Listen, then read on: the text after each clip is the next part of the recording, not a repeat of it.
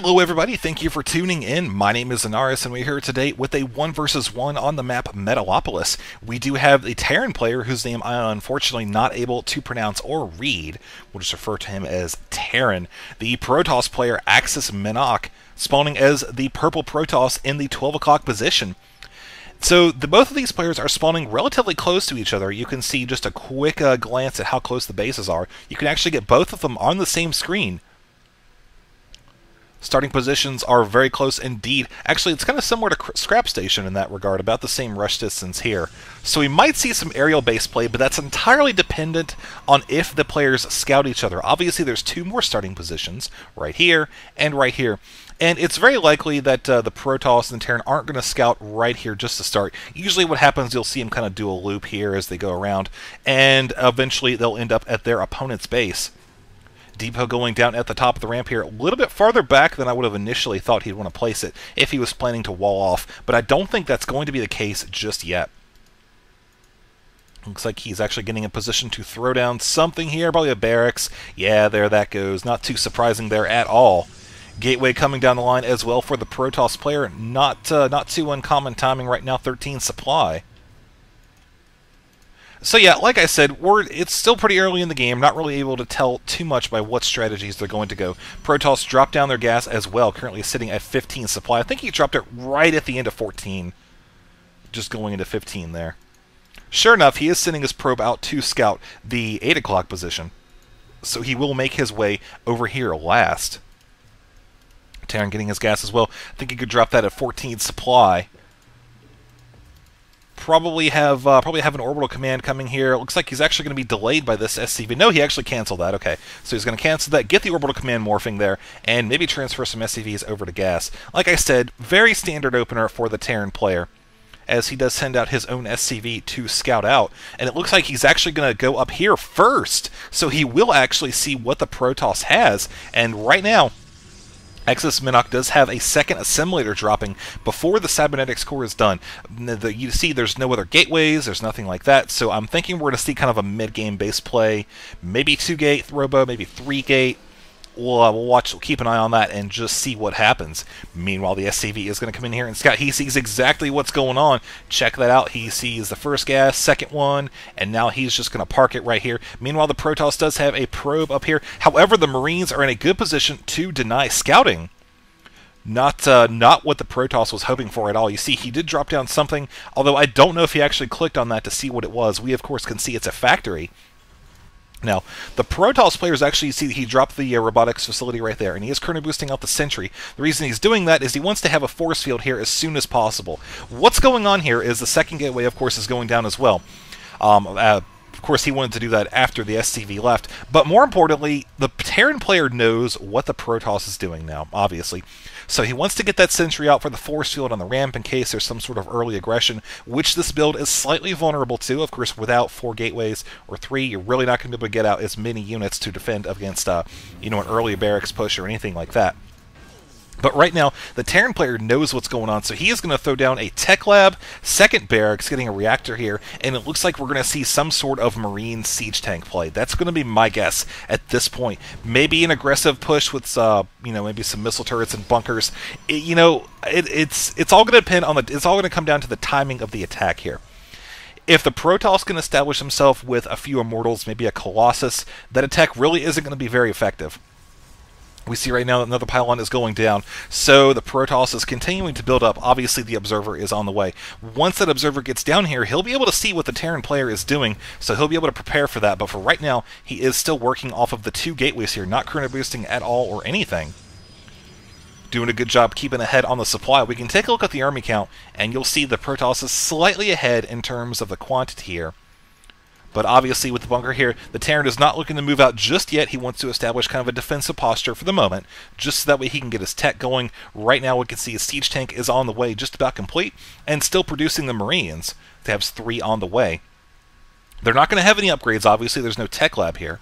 The Protoss saw what's happening, so what he's doing now is he's getting a Twilight Council. He may decide to get right now it's kind of up in the air. Probably charge, since he's going to have to spend so much gas on anything that he wants to produce from the robotics facility. Like I said, if he still goes that Colossus route, it's going to be a pretty hefty investment. I don't know if he's going to have time for that.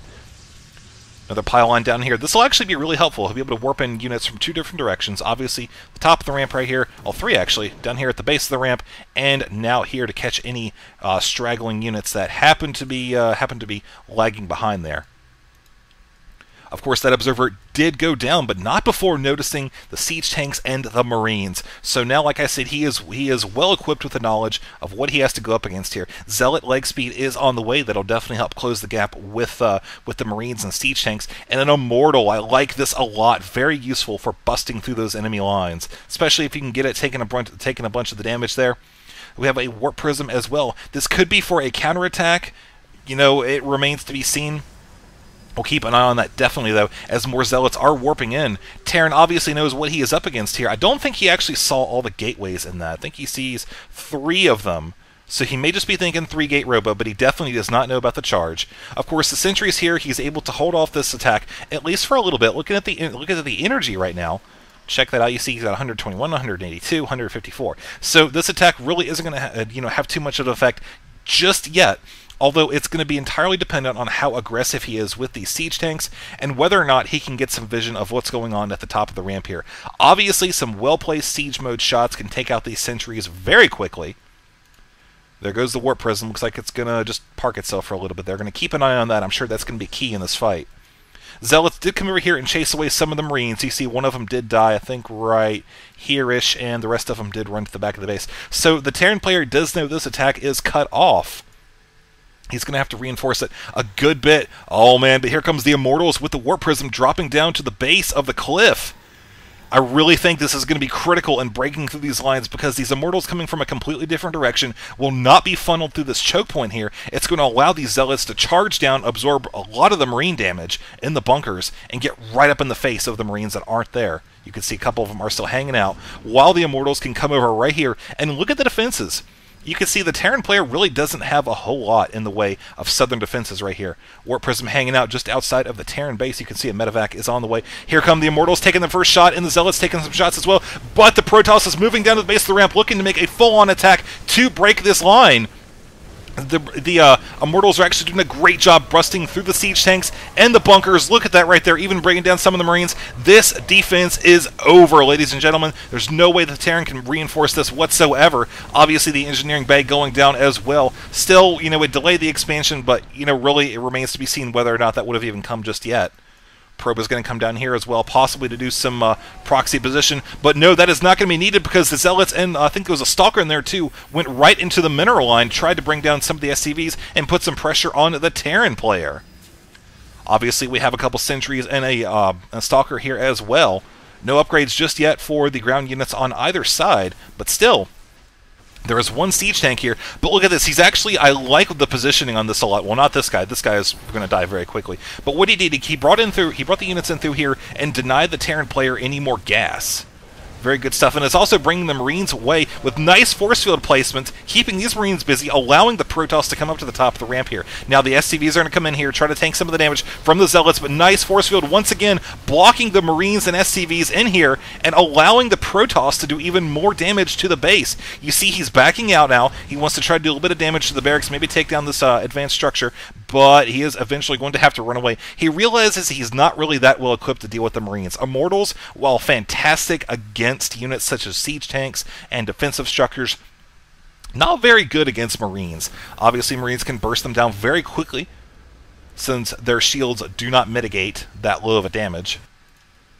So now we're left with the Protoss here, who you see does actually have some probes. I think he was long-distance mining for a second there. Probably just had him come around. No, looks like he just brought him back there. But anyways, he is running off of 4 warp gates right now, and one robotics facility. Protoss or Terran looking to make a move on this proxy position, able to take out those units very quickly, forcing the retreat of the Warp Prism. Obviously, Protoss is looking to take advantage of this here, maybe establishing himself once again at the top of the ramp since the Terran forces were away. But now it looks like that timing for that was not quite on par. More Zealots are coming in here as well, just to kind of hold the deal. Oh no, you poor little doggy. That was not even a fair fight. Expansion going down for AxisMinok right here. You can see he's transferring some probes as well. Still has the Warp Prism alive. Good stuff there. Now this pylon, like I said, man, you can't really go wrong with this pylon. It's easily defended, it's in your main base, and it lets you warp in units that save you so much runtime down to your opponent's base right there. Axis still keeping his units fairly good distance away from the Terran army. You see right now is still focusing on those Marines. However, he does have a Hellion on the way. Don't think he has the flame upgrade just yet. But look at this, 4 Dark Templar coming in here. There is nothing that the Terran has to deal with this whatsoever. He's got 26 energy, no Ravens, no missile turrets right now, and that is going to be it for this Terran. I do not think he can do anything at all. There's the GG right there, allowing the Protoss to take the game. Good counterattack there, good bust out by the Protoss. I just wanted to show this game to show the importance of scouting and really how you handle busting through that early aggression when you're going with the 2-gate robo build. You know, just transitioning into those 2 additional gateways, getting the charge upgrade, a couple of mortals, dropping them behind the lines, finding a weak spot in the defenses, and just taking it, man. Then doing a solid counterattack there and keeping the Terran on the defensive, since he really, you know, this isn't the best for busting out of your base. But yeah, anyways, long story short, good game for both players. Protoss won. Good stuff. Thank you for tuning in. I'll catch you guys later.